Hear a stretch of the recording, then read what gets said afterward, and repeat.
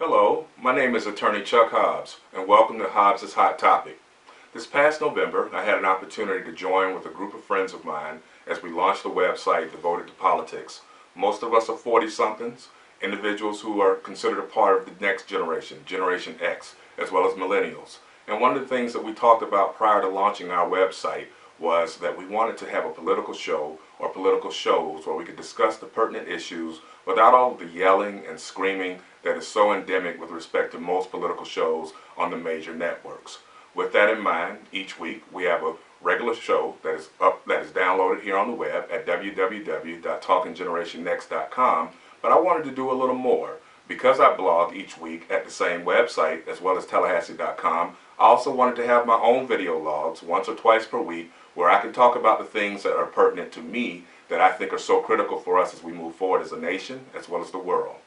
This past Sunday, I had an opportunity to listen to one of my idols, Colin Powell, former general as well as chairman of the Joint Chiefs of Staff under President George Herbert Walker Bush, as well as Secretary of State under George W. Bush. And he had an opportunity on Meet the Press to speak with David Gregory about some of the things that are concerning him with respect to the gridlock that we currently see in Washington, D.C. Particularly of interest to me was his comments concerning Chuck Hagel, the former senator from Nebraska, who has been tapped by President Obama to become the next Secretary of Defense. Now, Senator Hagel, much like Colin Powell, obviously served in the Vietnam War. And I think Colin Powell started off talking about the fact that Hagel could have run to Canada, like so many men did. He could have accepted an appointment to go over to Europe, which is where he was slated to go. But instead of that, he chose to serve in Vietnam, earning 2 Purple Hearts in the process. And when he was discharged from the military as a sergeant, he went on under the GI Bill to earn a degree at the University of Nebraska, become a successful businessman, as well as a 2-term congressman. Now, Senator Hagel was known as a reliable Republican during his 2 terms in office. Nevertheless, that has not stopped Senator John McCain, as well as several other Republicans, from trying to stall his nomination in the Senate. A particular concern to McCain, as well as Lindsey Graham, is the fact that 10 years ago, when we first entered into Iraq, Senator Hagel was a supporter of the war effort. But around 2007, when things began to go awry, Senator Hagel joined with congressional Democrats in expressing his displeasure with the war and averring basically that he felt as if the United States needed to pull out. And because of that, coupled with the fact that Senator McCain, when he ran against Barack Obama in 2008, knew that Senator Hagel was traveling with Barack Obama to the Middle East, as well as serving as an advisor of sorts to the Obama campaign, he has never forgiven him for that. And so what you have here is, instead of them celebrating a distinguished combat veteran and an individual who has the mental acuity to be able to go forth and handle the duties as Secretary of Defense, what you have are a couple of individuals who are still bitter about the fact that Republicans lost the presidency in 2008 as well as 2012 and are going to try to make life as miserable as they can for the president over the course of the next 4 years. So with that in mind, it was good for me to be able to listen to Colin Powell, as he talked a lot about voter suppression issues. He talked about the fact that even though he remains a Republican, just like I am, the fact that he is a moderate, and that there are some who don't consider him to be dyed in the wool with respect to some of the right-wing craziness, is what I call it, over on the right wing of the Republican Party these days. He says that he feels as if it's critical, and I agree with him, that we begin to bring more sanity to the conversation and try to pull the party back from individuals so far to the right, like the Michelle Bachmans and even black men like Herman Cain, who are so willing to say the most incendiary comments that they can make, as opposed to trying to figure out solutions, even though they are somewhat right from center, to the problems that we face as a nation.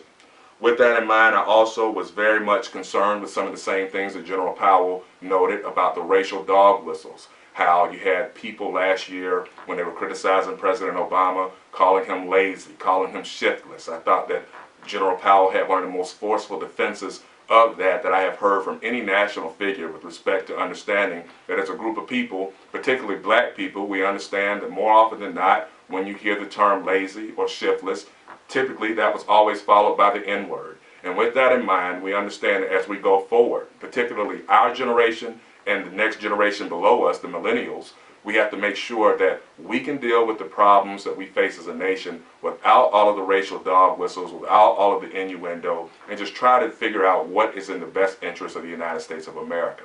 So with that in mind, as I watched General Powell today, the one thing that kept standing out to me was, man, I wish that he had run for president back in 2000.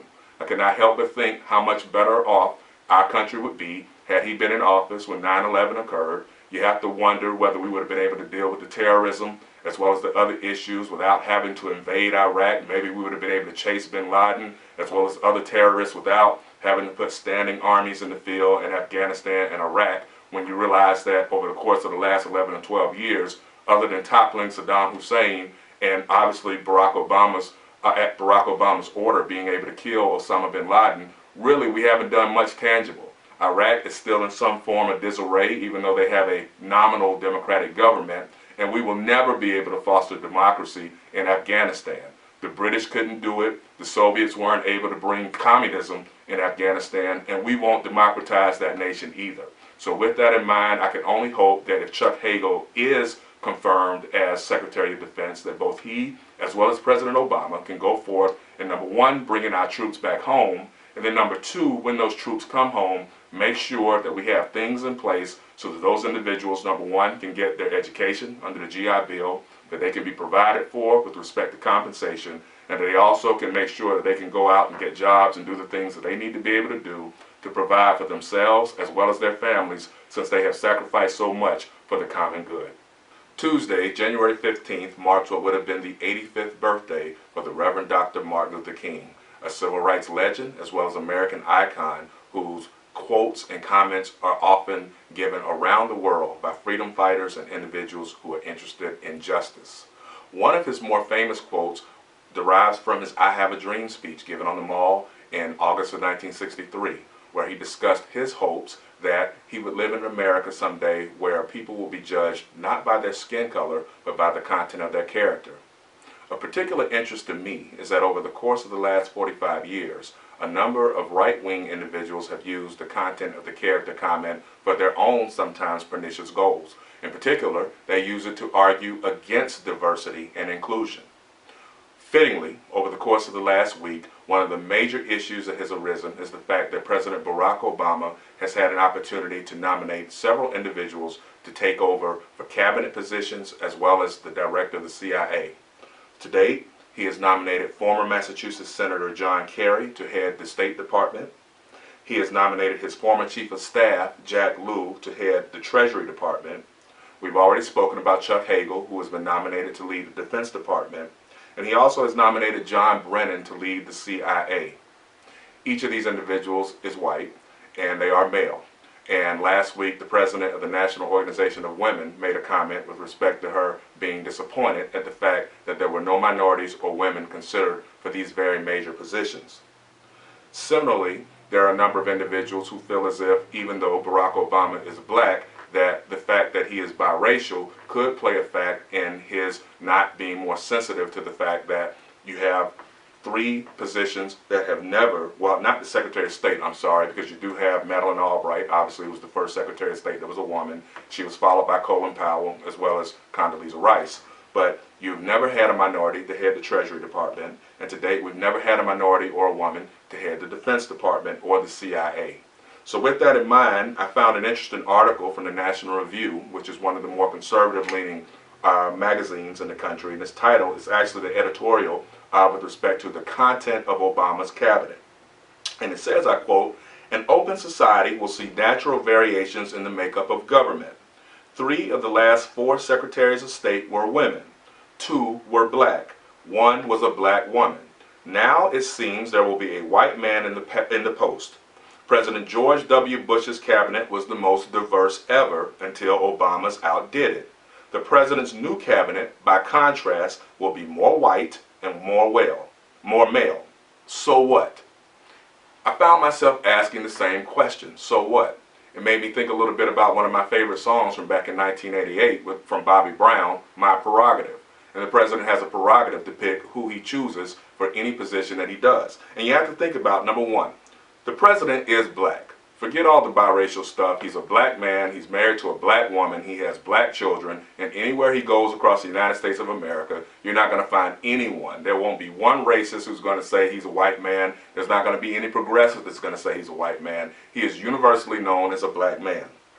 So we have a black president who is the decider, to quote George W. Bush. He is the shot caller, and with that in mind, no matter who is in his cabinet, the ultimate decisions will be made by Barack Obama.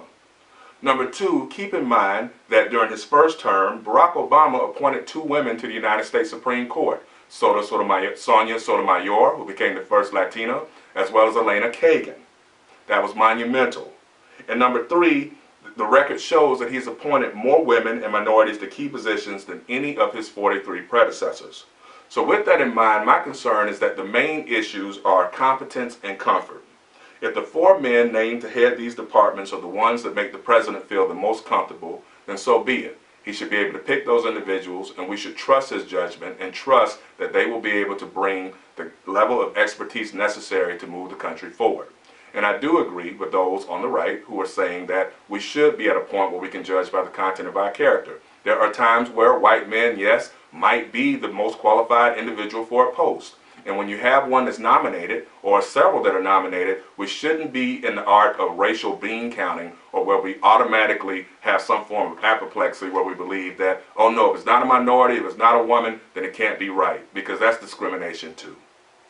With that in mind, I thank you for listening in to Hobbs' Hot Topics. Again, go to www.talkinggenerationnext.com as well as www.tallahassee.com to view my blogs. Also, make sure you stay tuned to our other shows that come up on a week-to-week basis on the Talking Generation Next website. Until next time, thank you very much and goodbye.